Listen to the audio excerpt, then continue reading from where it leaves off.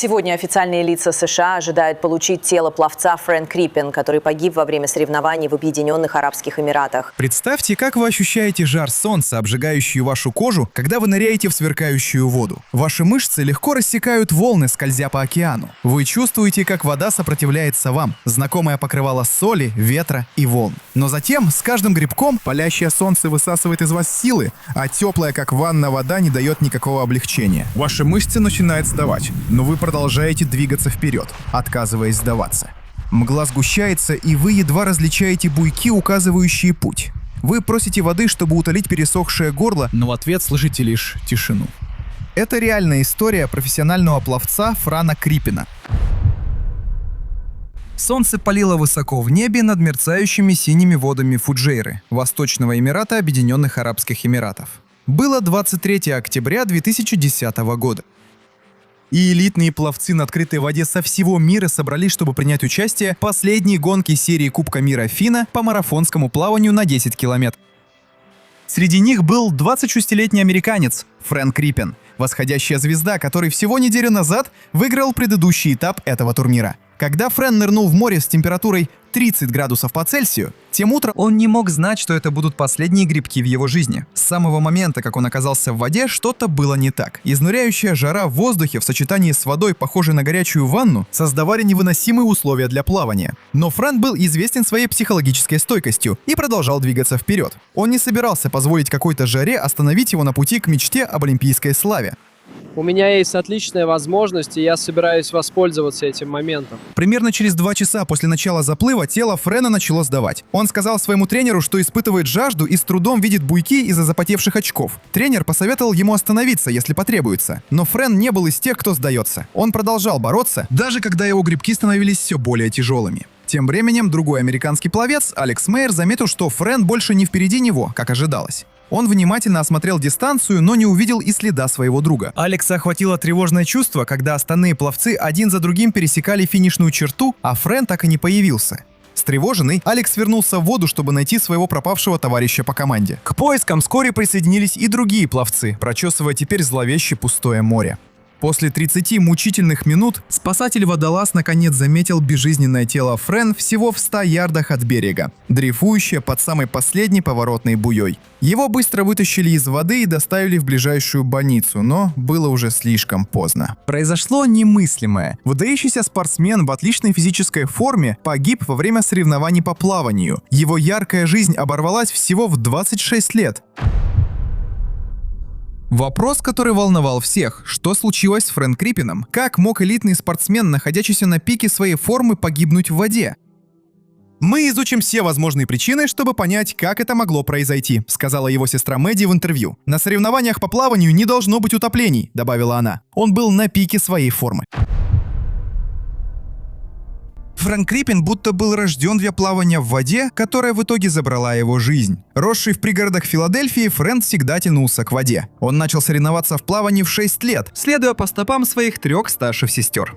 Крипены были настоящей семьей пловцов. Старшая сестра Фрэна, Мэдди, вошла в олимпийскую сборную 2000 года. В бассейне Фрэн с ранних лет показывал отличные результаты. Он попал в основную команду уже на первом курсе Академии Джермантаун и помог привести команду к 4 подряд чемпионским титулам лиги. После окончания школы в 2002 году Фрэн поступил в университет Вирджинии по стипендии за успехи в плавании. В течение следующих 4 лет он полностью доминировал в бассейне, 11 раз войдя во всеамериканскую символическую сборную и дважды получив титул пловца года конференции Атлантического побережья. После колледжа Фрэн нацелился на международные соревнования. Он завоевал медали на панамериканских играх, чемпионатах мира и пантихоокеанских чемпионатах в изнурительном заплыве на 10 километрах на открытой воде. Благодаря своему мальчишескому обаянию, заразительной улыбке и неукротимому соревновательному духу, Фрэн стал лидером национальной сборной США и восходящей звездой в своем виде спорта. Попасть в олимпийскую сборную 2012 года было его заветной мечтой. Привет, я Фрэн Крипен, 6-кратный чемпион США. Хотя достижения Фрэна в плавании были впечатляющими, большинство людей запомнили его как теплого, располагающего к себе человека. Товарищи по команде говорили о его наставничестве и спортивном духе. Молодые пловцы смотрели на Фрэна как на образец для подражания.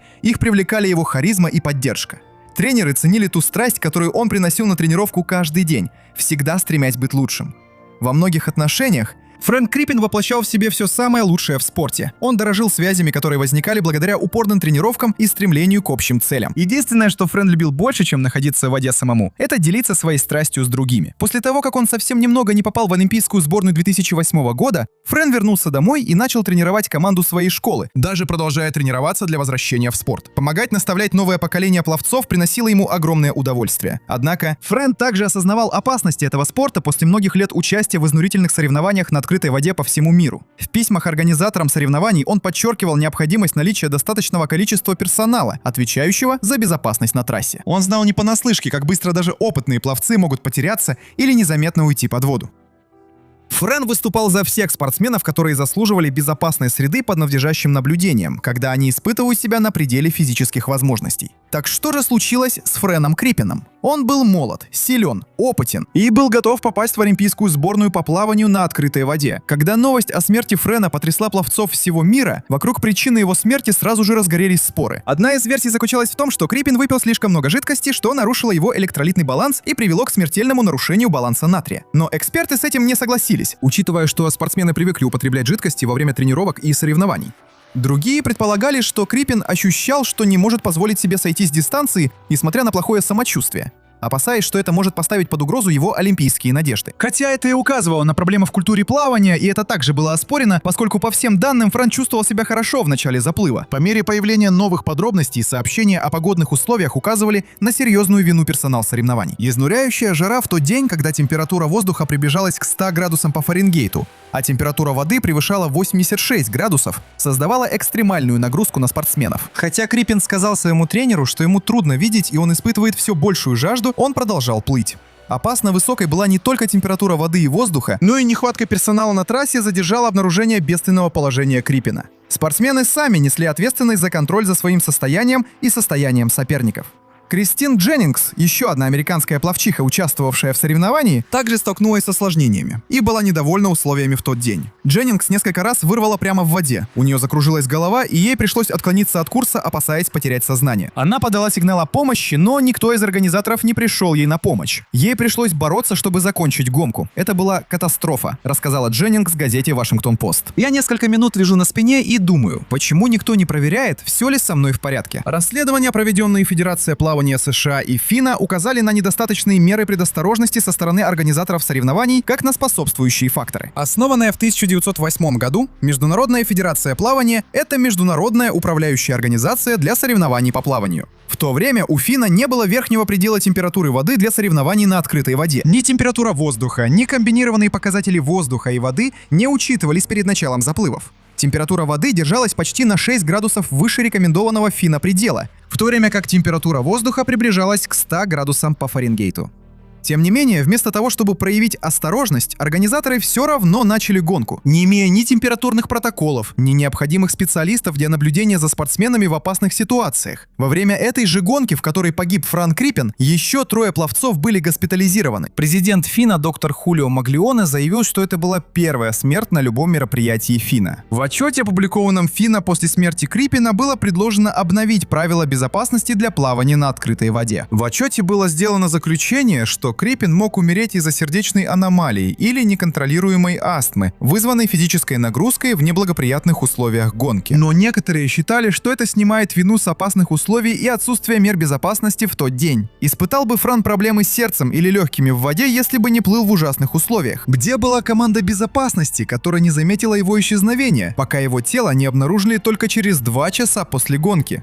Трагически, предыдущие призывы Франа к усилению мер предосторожности были проигнорированы теми, кто был у власти, и это стоило ему жизни. В одно мгновение Крипины потеряли своего любимого сына и брата. Жизнь Франа нелепо оборвалась из-за чужой халатности. В своей глубокой скорби Крипины оказались перед задачей сделать все возможное, чтобы ни одна другая семья не столкнулась с такой предотвратимой утратой. Они основали фонд Elevation имени Франа Крипина, целью которого стало повышение безопасности спортсменов, и вручали гранты пловцам, которые воплощали дух Франа. Хотя ничто не могло заполнить пустоту после ухода Франа, крипены находили некоторое утешение в том, что его наследие будет жить в тех, кого он вдохновил. В академии Джермантаун бассейн в его родном городе был переименован в честь Франа, став вечной данью его страсти к спорту. Памятные заплывы проводились в бассейнах и на пляжах по всему миру, объединяя тех, кто любил Франа в его стихии. Однако, когда Мэдди принимала посмертную награду Франа как лучшего пловца на открытой воде года на ежегодной церемонии награждения Team USA, спустя несколько месяцев улыбка на ее лице не смогла скрыть продолжающуюся в семье скорбь и гнев из-за бессмысленной утраты их брата.